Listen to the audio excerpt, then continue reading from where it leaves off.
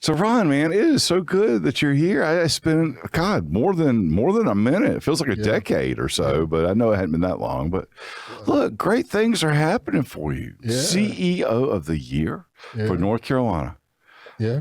I mean, I have been saying for years and years, you're one of the greatest unsung assets that we have in our community. And I really mean that. And I don't know if I've ever told you that, but certainly have told those around you and your board. But it is so good for me, and it's got to be better for you to see that you finally got acknowledged for who you are, what you've done, your selflessness in running the Boys and Girls Club. And the impact that you're having on the community is just phenomenal. So thank you for what you do. And let's talk about that, though, a little bit. I mean, hell, I'm reading about it in the paper, and I got to tell you, I'm a little offended that I didn't know it beforehand. But anyway, I'll take it as I do, because it's a celebration of you, right, and what you do. But how did that come to be? Well, Sandy, I think just doing the work. Yeah. And then you let the chips fall where they may. Right. And again, and as you say, sometimes you don't get the accolades because a lot of times it's because of where you are. Right. Right. You're in Eastern North Carolina, your organization is a kind of a mid-sized, considered rural organization. And sometimes you get overlooked from some things. But, I've been with the Boys and Girls Club movement now 26 years. And it's kind of hard to overlook you when I've been there that long and doing the work that I've been doing. It is kind of unbelievable. I'll just got to tell this story for folks who don't know it. You invited me to go to a benefit in Nashville, Tennessee, Boys and Girls Club. And you had been CEO out in Tennessee for a period of time. And we were flying out there, and I said, Ron, man, I love you. I'll do anything in the world to help you, make you look good. But if they're trying to recruit you, I'm going to do everything I can do to sabotage that because we need you in Rocky Mount. And that was before I was mayor, by the way. Yeah, it was. It was before you was mayor. But the thing was, Sandy, we went. We had a great time. Right. And of course, we helped the cause, right? That's right. That's really what that's what it's all about.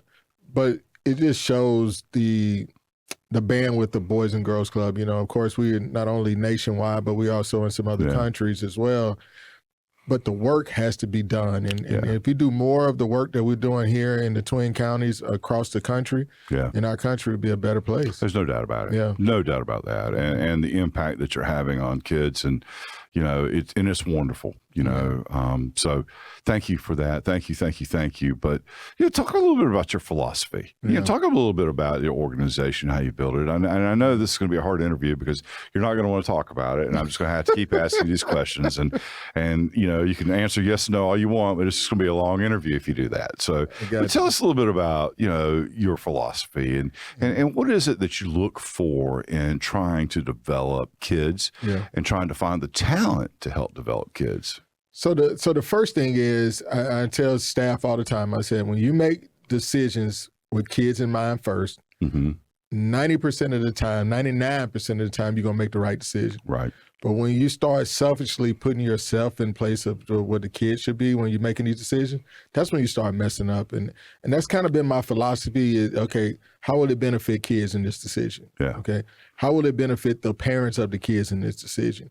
And that's how I've been, been kind of utilizing my decision-making skills when directing the organization. And then you try to find staff that can buy into how you operate. Right. Because, I'm not as conventional as some of the others because, I'm a CEO, but I may be in there playing ping pong with the kids or something, or Connect Four, because I don't do the basketball stuff no more. So I'm past that. I don't have the knees for that. I wish I did, but I don't. So yeah. So, I try to stay as grounded as I can where the rubber meets the road without actually being the official boots on the ground. Because, as the CEO, and you've been a CEO of a company, I know I've learned a lot from you as far as, just operations side of the things. And I know as a CEO, you got to drive it. Right. But I also learned a while back, especially when you have a board of directors, that you got to learn to drive the car from the back seat. Yeah, you do. Yeah, you do. Yeah, you do. And that's the one thing I've never really had to work for is a real board. I mean, I've had boards, but And that's a big deal. You know, I mean, it can be very powerful and it can be challenging all rolled into one, right? I'm sure, you know, and you've got a great board and everybody on it. So I don't mean that to sound like that could have sounded, but anyway, a great board and they bring a lot to the table. But so how do you identify those folks? Because it is about building that team. It is. And it's about finding folks with that kind of passion. And it's not like you've got this unlimited budget either, right? So how do you find the person who puts mission before dollars, before self? Yeah. That's a hard person to find. And how do you keep them engaged? Especially in today's time. You know, back when I started, you know, you had people that had a heart and it was like, okay, the salary would come later and we're just going to work. Right. Now, you know, you have people coming, you know, either out of college or, you know, or even in college, and they're trying to make, you know, what a seasoned director would make. Right. You know, and I think it's, you know, we have to be strategic in who we align with kids, because if you're there for the paycheck, then you're not going to be really successful in developing young people as well as you can. Yeah. Well, and it's not just that. I mean, you got to find somebody that kids identify with too, right? So I mean, again, I'm going to ask you, how do you find those people? Because that's a hard thing to find. It's hard. You know, kids identifying with them, they're doing it for mission versus self. And we should pay them more. And we'll come back to that and how do we make that happen? Because that's important to us. It is very important. If we want this to continue, this mission, and Boys and Girls Club, which I happen to be a huge fan of, but even other organizations. But how do you find that person? Do they find you? I mean, are they products of the program? I mean, you know, where are you finding them? A lot of them are products of the program. Yeah. You know, they've grown up and they've said, hey, Boys and Girls Club changed my life. I want to give back. Yeah. And then some may come out of the education system or something. They say, hey, I want to have more of a direct impact to young people versus having a lesson plan and then you're just teaching a curriculum. Right. You know, versus here I am and I'm on the true boots on the ground with the kids. You know, I understand they have these needs that in school I can't supply those needs, but outside of school, in an organization like Boys and Girls Club, I can help supply that need. Yeah. Right. And so we try to diversify our staff, our team. Everyone is not going to come from the same type of backgrounds that kids come from, and you don't want that. No. Because you want to be able to allow kids to not only to imagine what their future can be, but also see beyond their own backyard. Right. And sometimes you have to bring people who haven't lived in those backyards into the realm so that they can see that somebody actually has experienced this, that they can reach out and touch, right? Well, that's a great point. You know, I mean, you don't know what you don't know, right? And at least in my world, I think everybody's world, is your decisions are filtered by your own experiences, good and bad. Yes. Well, tell us your story. How did you end up in this role? I mean, it's a little bit of a circumnavigous route, but I want to hear the story. Yeah, so we didn't have a Boys and Girls Club when I was growing up. But we had like rec centers, kind of like what South Rocky Mountain. Yeah. So being in those and going in those environments, you get to play ball, you get to hang out and all those things. And there wasn't a lot of programmatic stuff going on. After I went to college, you know, I started volunteering. I was playing football and everything. And I started volunteering I was working at the Y in the summer. And I wasn't volunteering, I was working at the Y. So I started learning how to program with kids and those type of things. But I also understood that at the Y, a lot of those kids, you know, they didn't come up like I did, but they needed that after school program and the summer program to help them become well-rounded. Well, after I went back home, they started a Boys and Girls Club in Mississippi. And I started volunteering. I started doing baseball camps for the kids. I wanted them to start playing baseball. Kids weren't playing baseball anymore. And you played baseball too. So I played baseball. You played baseball professionally in the Cubs organization, I believe. And so I want to come back to that too. But so anyway, you went back to the Boys and Girls Club, went back home, and they had a Boys and Girls Club. Yeah. So I started volunteering and started, you know, first it was just doing a camp, right? Introducing the kids to it. I had some of my old teammates and some others. We come back and their opportunity to be right in the same mix with professional athletes. And then we would do these camps for them and these kids would go crazy and all this. And then they said, Ron, they said, Mr. Ron, can you come tomorrow and hang out with us? Right. And and then we start working out. We'll go work out for because we're still in training. Mm-hmm. Then we'll go by the club and hang out and play basketball with the kids and play ping pong and all those things. And then I start going every day. Okay. Every day. And before long, I said, okay, I'm gonna make a decision here. Okay. I think this is what I want to do for the rest of my life instead of baseball. Okay. And the kid said, Mr. Ron, you are crazy. I can't believe you're gonna quit playing to come work at the club. So basically, I hung up the spikes to that I was getting paid to play a game to get paid to play games with kids. And I started going in. They had me in as the education director. I said, I don't know what y'all doing. I'm the education director. Yeah. Well, I hated school, but school didn't come easy for me, but it wasn't difficult for me. Right. So I just did enough just to get by, just so I can be eligible to play. I understand. Whatever that number is. Whatever that number is. They don't even have that anymore, right? Yeah. So and my kids, of course, I taught them much different than I was able to do. Right. So, but I started working at volunteering at the club, and then they offered me a job. So I started in an education director, and then I went to teen director, and I found my niche with the teenagers. Okay. Right, and I went. You still in Mississippi at this time? I was in Mississippi. Okay. They was averaging 8 teenagers a day, and I grew it to 100 teenagers a day. Wow. Yeah, and we had, it was like an army with us. Well, so it helps because you were young. I get that. Yeah. But how do you do that? Because teenagers are notably difficult. Yeah. And, quite frankly, they can see through the bull. Oh, they can. I mean, they can read right straight through you. Do you care? You don't care. So clearly you cared. Yeah. And it sounds like the kids even kind of picked you. Yeah. It kind of pulls you into it. But how do you grow from 15 to 100? I mean, that's I was hard. very smart. I had a strategy. I want to hear it. I went and recruited the most popular male and female in the largest high school in Tupelo, So Mississippi. you found the king and queen of the prom, if you will, whatever the equivalent of that is. Found them and got them and sold them on the club, right? Okay. And one was this All-American basketball player. She was just amazing, Gatorade Player of the Year.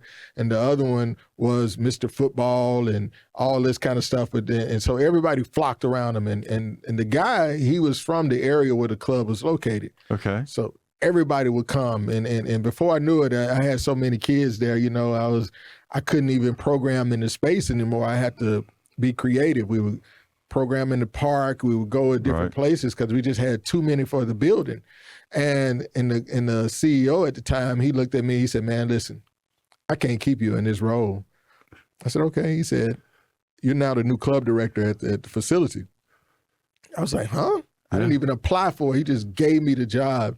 So I ended up having 350 kids a day, and I ran that thing like clockwork. That's awesome. How did you recruit the king and queen? I'm calling them the king and queen, but the P kids. I mean, that's kind of hard to do too. Well, the thing was, they both were athletes. And they were high-level athletes. And they identified with you from your experiences too. Yes. Okay. So now we had something in common. I was telling them, hey, this is the next level that you're going to go to. So, and then it was like gravitating. And then I told him, I said, listen, we're going to pay you also. Okay, there you go. So there was a little summer job. Yeah, for sure. Get a little money here and there. And everybody just started gravitating. Well, it made it cool. It made it acceptable. And that's a big part of it, right? You kind of create that. But man, you should be in marketing. And I tell people who develop teams and work in teen centers, and they always talk about recruitment. I said, I'm telling you, this is what you do. Yeah. Just go recruit the most popular. Teenagers, they gravitate toward teens, right? Yeah. They want to be where the place to be. Yeah. And it became the place to be. And I would bring in, I had friends that was in the NFL and those things. We would do cookouts and all those things. So it became the place to be. And eventually I started working at the club as the club director, and I didn't last a year, and he promoted me to operations. Okay. So director of operations. And then I was in that for less than a year. And so how many clubs were they a part of that, the Mississippi group? There was was 6 in that organization at the time. Yeah. So I was over the operations of 6, and the CEOs was moving to another organization. He was moving back home, and he said, hey, Ron, I'm going to recommend you for the interim CEO. Okay. I was like, oh, no. Oh, no. I don't want that responsibility. But he convinced me that he said, that I think you're built for this. Yeah. And I was like, wow. That meant a lot to me because he was one of my mentors. Right. So when he said that, I said, okay, well, I'll sign up for it. And I ran the organization about 6 months, and raised a lot of money for them, and then they hired another guy full time. So that's okay. That's okay because that's part of the journey that led you here. So they did me a favor. While that may not have been a great moment for you, it's a great moment for Rocky Mount. So we'll go there. Yeah. Because what happened when they did that, there was a guy at Boys and Girls Club America said, "Hey, you're too valuable to stay in this role. Right. We have another CEO opportunity for you to start a club from scratch." Mm-hmm. I said, "Wow." So I had an opportunity. That's when I went to Tennessee. Okay. And then I did that 7 years. And I've been here longer than I've been in any other place in Boys and Girls Club. Next month will be 14 years. 14 years. Yeah. You know, I feel like I've known you for most of those 14 years, and it doesn't feel like that, but that's a good thing, I guess. You know? It is. You know, and the thing about it is everybody was really open. Their arms were open wide, and they embraced me and my family and my kids. They went to school here, graduated from Rocky Mount, Yeah. both Griffons. And, I know. It's a shame you can't be part of that club. But, I know, right? They let me hang out every night. Yeah, they're being kind to you, just so you know, that's charity. Yeah, they just want me to get to the booster club. Whatever it takes. Whatever it takes. And, and so we became just North Carolinians, you know what I mean? And all my family, they were like, "Hey, look like you found home." I said, "Look like we have." Yeah. So, man, that is so awesome. So what's going on in the Boys Club? You got a lot of things going on. Yeah. Well, before you go there, I mean, when you came here, we didn't have but like one club, right? In Rocky Mount. Well, they had 5 before I got here, and they closed down 2 of them. Okay. And so they kept one in Rocky Mount, okay, one in Tarboro, and one in Nashville. Okay. So they kept those 3. And the club was not doing well, and at that time, and we took a lot of knocking on doors and getting people to rebuy into. Well, there have been some previous administration challenges that I think and then we don't need to rehash all that, but you had to recover, from some of that stuff. Mm-hmm. But anyway, 3 clubs. Now you're what? Well, we're 8. 8. We're 8 right now. I had you at 6, man. Damn. We are 8. Yeah, and we have a good team. I had to rebuild the corporate team, and man, I got some great. I was fortunate enough to get some great people. They're buying into the mission, and was willing to learn, And I told them, I said, "Listen, everything that I do is not going to be, what you might read in a book. I might be kind of unorthodox on some of the things, but." As long as we keep kids first, I think we're going to be all right. Well, you need to be the guy they're writing the book about, not reading the book. So that's what we strive for, right? Yeah. So, but we've had some amazing supporters too. Mayor, you've been one of those supporters from day one. Basically after we met. Your mom before you, though. Well, my mom sold me on that, right? And but I'll tell you, and this is a plug. I mean. So I had a chance to talk with Doug Starr. He approached me because of my mother and you anyway. But I saw for the first time not a charitable contribution, right? Not a a feel good. I write a check so I can feel good about myself. I saw where there was actual a return on the investment. Now I had to measure the return differently. Than dollars and cents, but in terms of lives and productivity and benefit to the community at large. And you can really measure that. You can measure it based on scholastic achievement. You can measure it based on kids who graduate from high school. You can measure it in so many different ways. And, who doesn't want to invest in that? When I can see a return, that's different. I'm investing. I am not, just giving. And so that's a game changer. And that's one of the things that if folks don't know anything about the Boys and Girls Club, they don't know anything about you, they need to call you or need to find out about that because that, you really can show those metrics. Well, that was a game changer for me. In terms of commitment and charities that want to support and putting it at the top and then of course my mother just loves kids and so and she's hard to say no to. So very hard.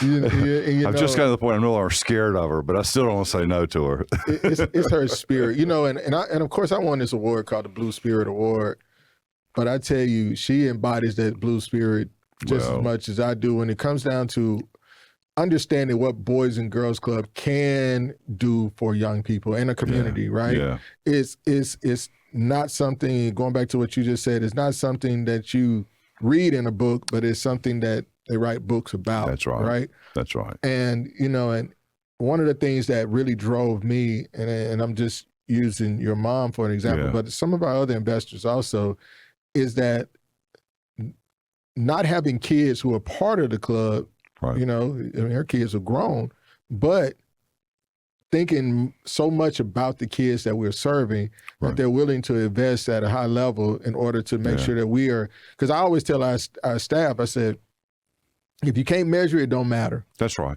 That's absolutely right. To me, if you can't measure it, don't matter. I've never really heard it said that way, but I couldn't agree more. Yeah. And I tell them, I said, if we can measure it, then we can show the impact, because if we're not being able to measure it, if it's not moving to measure it, then we're not developing kids the way we need to develop. Well, that's what moved me at the end of the day. You can see it, because some of these things are so fuzzy, right? I mean, nebulous. What does that really mean? I'm helping kids. Well, yeah, but what does that mean? Well, it means I'm giving a baseline of education. I'm motivating them enough to do that. I'm giving them a sense of self-worth. I'm giving them a work ethic. I'm giving them, values. I'm giving them all the things that at least equip you to go to the next level. Now, we all make decisions, and every one of these kids makes decisions every day, and we're not responsible for those, but you can level the playing field to the best you can. You can. You remember, this is full circle moment. I was at Nash Community College the other day, and they was having the STEM fair, right? Sure.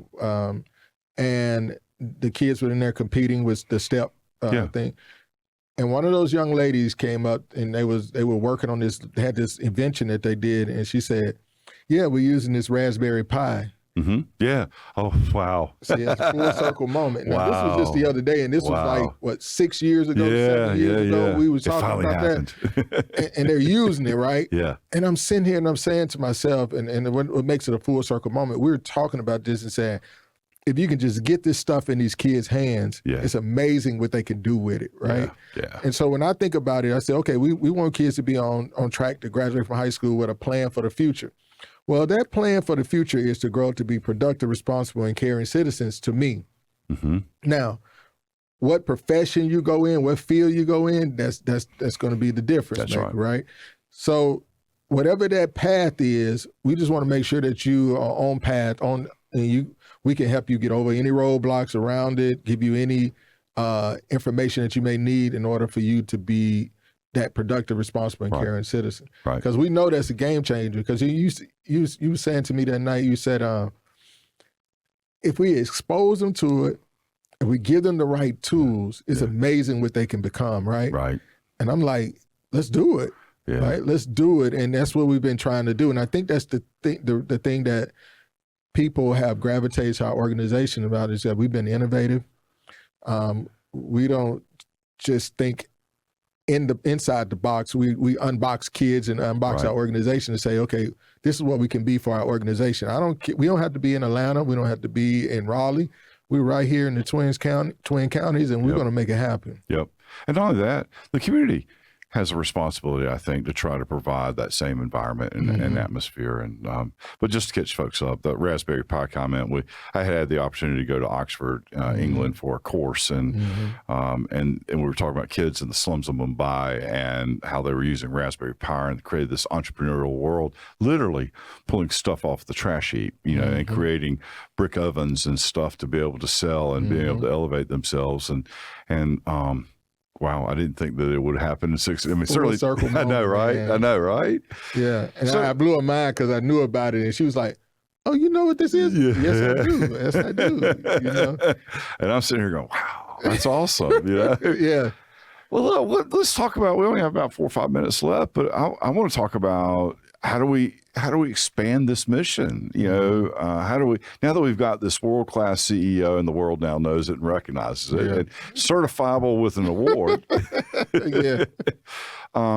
Let's talk about the new thing going on in the Armory. It's not new. You've been working on it a while, but I had a chance to talk with Linwood not long ago. I understand that you are in terms of cash in hand, about halfway through your goal with the actual cash. I mean, that means really being able to get going. There's a little bit of pressure to get that happening sooner than later. But let's talk about that, because I don't know that that's gotten the circulation that it needs. Yeah, and I know it still haven't been officially quote unquote public yet, but you know, a lot of people know about it. We're at the point we need to be asking for money, so let's make it public. We don't have to make it the official announcement. You know. Yeah, and you know, there's some people out there really looking to make a difference in our community and the future of our communities of Eastern North Carolina.